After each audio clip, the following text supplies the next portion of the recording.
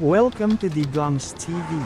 Para di mo ma-miss ang mga ganitong video, huwag kakalimutan mag-subscribe. Salamat.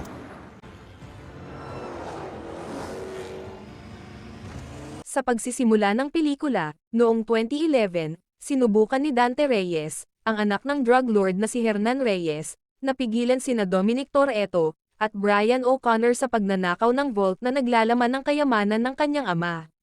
Gayunpaman, ginamit ni Dom ang vault para ibangga at mahulog ang sakay na SUV ni Dante sa dagat, ngunit nakaligtas si Dante at nanumpa ng paghihiganti laban kay Dom. Matapos hihinto ang pag-upload ng Project Ares, patuloy na pinalaki ni Dom ang kanyang anak na si Brian Marcos o mas kilala sa tawag na Little B, kasama ang kanyang asawang si Letty Ortiz. Sa kasalukuyan, si Little B ay nag-eensayo kasama ang kanyang ama na si Dom, sa tamang pagkontrol ng pagmamaneho. Sa kanilang tahanan, binisita sila ni Roman Pierce, Tej Parker, Ramsey, Hanlo at lola ni Dom na si Abuelita Toretto para sa isang family reunion. Pagkatapos ng reunion, ang kanilang team ay itinalaga para sa isang bagong misyon sa Roma, kung saan nagpasya sina Dom at Letty na manatili sa kanilang tahanan. Nang gabing iyon, dumating ang cyber-terrorist na si Cypher sa bahay ni Dom matapos na ipagkanulo ng kanyang team na nakipagsanib puwersa kay Dante. Habang bina-blackmail sila ng huli na may banta na papatayin ang kanilang mga pamilya. Binalaan siya ni Cypher na hinahabol ni Dante ang kanyang pamilya at nasa panganib sila. Kinabukasan, dumating si Little Nobody para kunin si Cypher at kinumpirma kina Dom at Letty na sinabi ni Cypher sa kanila ang totoo, ngunit sinabi rin niya sa kanila na hindi siya kailanman nagtalaga ng misyon sa Roma sa kanilang team. Napagtanto nila na ang pagpunta ng kanilang team sa Roma ay isang setup, sina Dom at Letty ay nagtungo sa Roma upang iligtas ang kanilang team. Sa Roma, ang team ay nakakulong sa isang truck na kinokontrol ni Dante, na naglalaman ng isang time bomb na nakatakdang sumabog. Dumating sina Dom at Letty upang tulungan ang kanilang team, sa pamamagitan ng paggawa ng paraan upang ihinto ang truck, ngunit ang bomba ay inilabas sa mga lansangan na nagdulot ng kaguluhan sa daan kung saan ang Little Nobody ay muntik nang mapatay ng bomba na itinanim ni Dante sa kanyang sasakyan. Dahil walang oras upang i-deactivate ang bomba, dinala ito ni Dom sa ilog upang maiwasan itong makarating sa Vatican.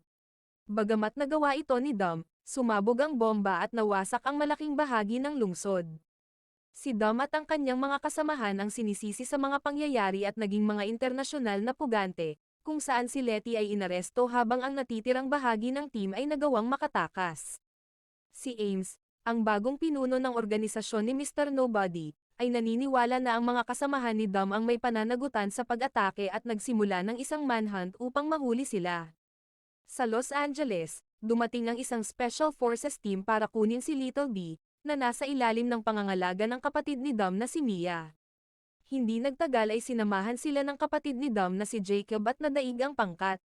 Nakipaghiwalay si Jacob kay Mia, kinuha si Little B para protektahan siya. Ang anak ni Mr. Nobody na si Tess, na kumbinsido sa pagiging inosente ni Dom, ay gumamit ng God's Eye upang mahanap siya sa isang bar. Inihayag ni Tess ang pagkakakilanlan ni Dante at binalaan siya na hinahabol sila ni Ames. Naglalakbay si Dom sa Rio de Janeiro upang harapin si Dante, habang si Tess ay pumunta sa bilangguan kung saan nakakulong si Letty. Upang sadyang sugatan siya at ipadala sa kanya upang gamutin ang kanyang sugat, sa ilalim ng kahilingan ni Dom. Sa Rio de Janeiro, hinarap ni Dom si Dante, kung saan hinamon niya si Dom sa isang karera. Kasama nila ang iba pang dalawang street racers, si Diogo, isang kaibigan ni Dom, at Isabel Neves, ang kapatid ng ina ni Little B na si Elena Neves, na pinatay ni Cypher. Sa panahon ng karera, sinabi ni Dante kay Dom na nagtanim siya ng dalawang bomba sa dalawang kotse ng iba pang mga racer at dapat niyang piliin kung sino ang kanyang ililigtas. Napatay si Diogo sa pagsabog, ngunit iniligtas ni Dom ang buhay ni Isabel bago sumabog ang bomba. Huminto upang tulungan si Isabel habang si Dante ang nanalo sa karera. Kinabukasan, dumating si Dom sa isa sa mga kulungan ni Dante at napagtanto niyang maraming taon nang binabantayan ang kanyang pamilya. Nakatanggap si Dom ng tawag mula kay Dante na nangakong papatayin ang kanyang pamilya. At dumating si Ames kasama ang kanyang squad at hinuli si Dom. Sa London, natuklasan ng iba pang crew ni Dom na nahack ang kanilang mga bank account kaya wala silang pera, maliban sa mga dolyar na itinago ni Roman. Habang naghahanap ng mga kailangang gamit, nalaman nila sa lalong madaling panahon na kung sino man ang magbigay ng impormasyon sa mga awtoridad kung nasaan sila, ay makakatanggap ng cash reward na milyon-milyon. Nang walang anumang pagpipilian, ang team ay napilitang makipagkita kay Deckard Shaw at humingi sa kanya ng tulong. Sa una ay nag-atubili si Shaw na tanggapin, ngunit sa lalong madaling panahon ay pumayag na tulungan sila, pagkatapos malaman na ang kanyang ina ay isang takas para sa pagtulong kay Dom. Habang bihag si Dom, ang grupo ni Ames ay inatake ng mga tauhan ni Dante. Gayunpaman, batid ni Ames na iisa lang ang kanilang kalaban, nakipagsanib puwersa si Ames kay Dom para kalabanin sila, at nagtulungan ang dalawa upang madaig ang grupo ni Dante.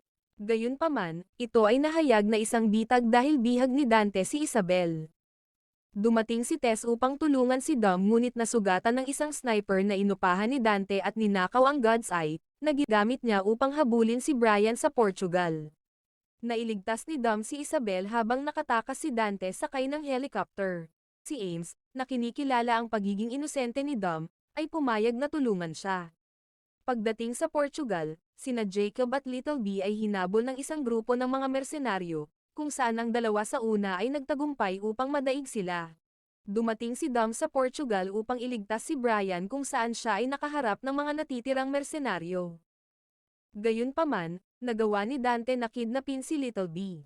Napagtanto na ang kanyang kapatid ay malapit ng patayin at nakompromiso ang supply ng kanyang tangke, isinakripisyo ni Jacob ang kanyang sarili upang patayin ang natitirang mga mersenaryo at bigyan ng sapat na oras para iligtas ni Dom si Little B.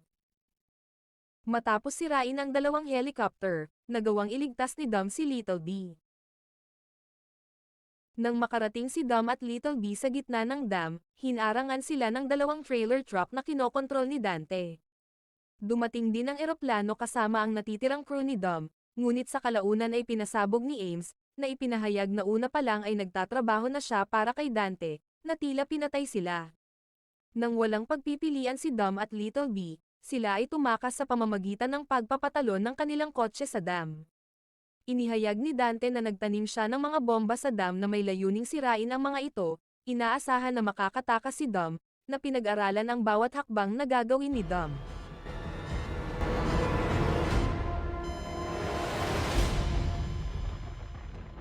Di na pinakita ang mga sumunod na pangyayari, abangan sa susunod na kabanata ng pelikula. Samantala, sa isang mid-credit scene, sa panahon ng isang misyon kasama ang ilang operative agent, si Luke Hobbs ay nakatanggap ng tawag mula kay Dante. Na nagpahayag na dahil si Dom ay nabanggalang ang kotse ng kanyang ama, at si Hobbs ang bumaril kay Hernan, pinagbantaan niya si Hobbs na susunod na target ni Dante, pagkatapos ni Dom.